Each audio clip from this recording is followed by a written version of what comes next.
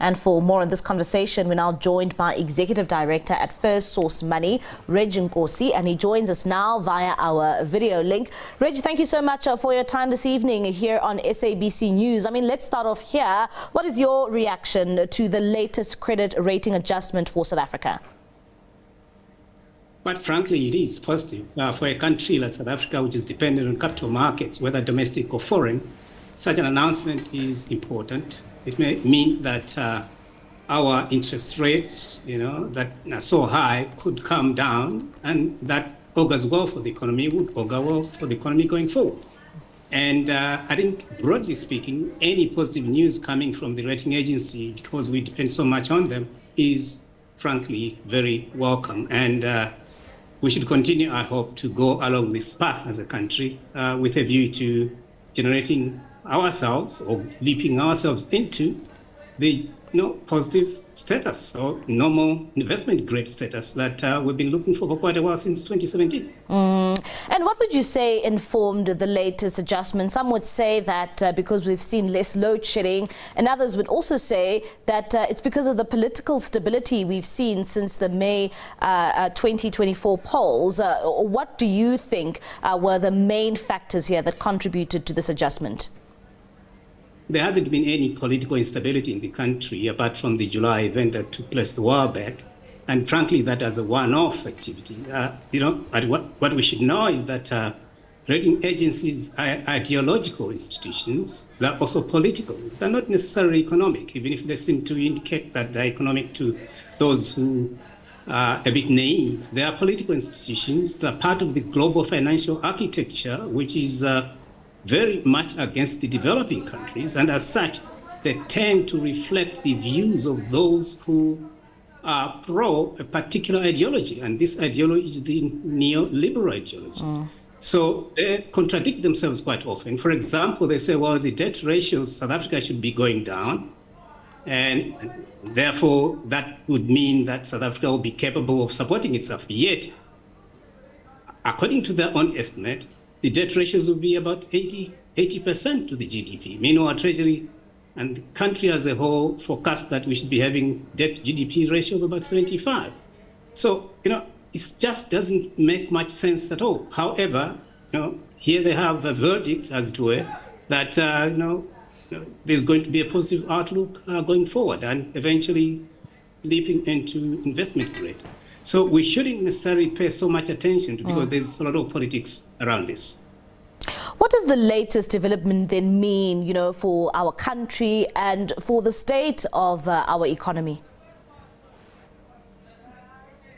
I think the easy one is that there's a possibility that economic activity will increase, thereby the economy growing.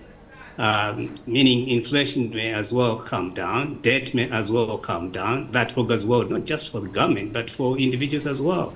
Broadly speaking, this would mean that South Africa begins to grow from the low levels of, 0.1%, and so on, to anywhere in the regions of 1.5 or 1.8%, as suggested by themselves, including other agencies.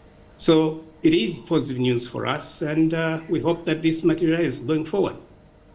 And there are some experts who are saying that we could soon see a credit upgrade. How soon can we see this credit upgrade? Some are saying that it actually might even take years.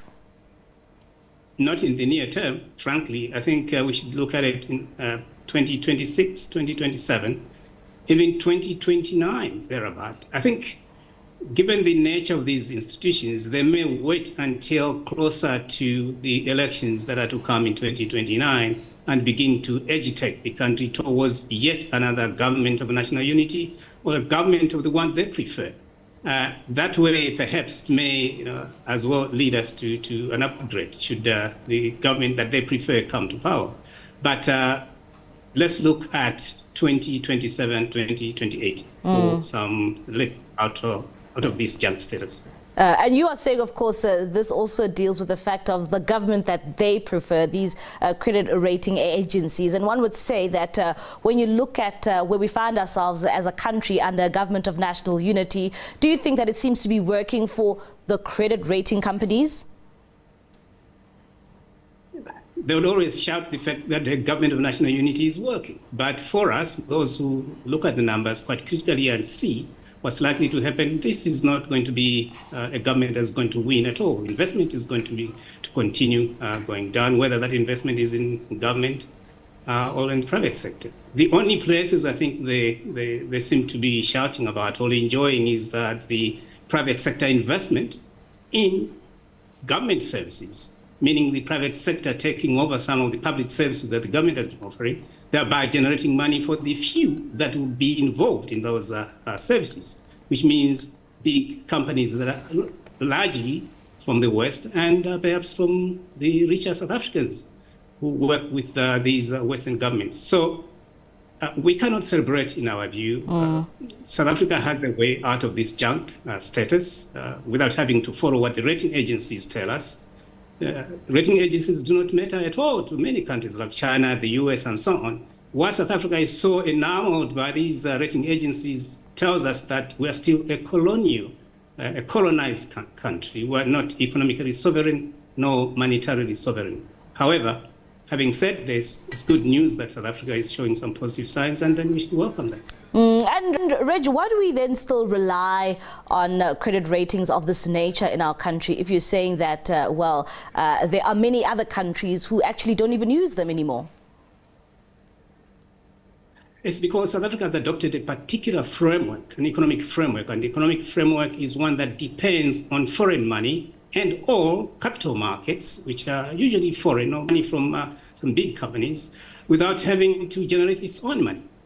That is the foundation of the challenges South Africa has. South Africa shouldn't be dependent on foreign money for its investment. It should look to itself, just like many other countries do that. Some depend on the domestic banking system, which are quite strong, but South African domestic banking system is strong. I'm afraid it's not particularly helpful for SMMEs, which are very important for job creation and economic growth.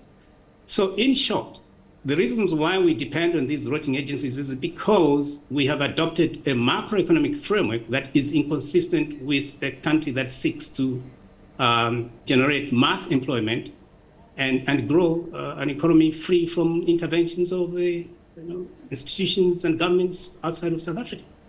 All right, Rich, thank you so much for your contribution and for your perspective. That is Executive Director at Firstsource Money, Redge Nkosi, just giving us his insights there and his analysis when it comes to this credit rating, this latest credit rating adjustment we have seen from S&P.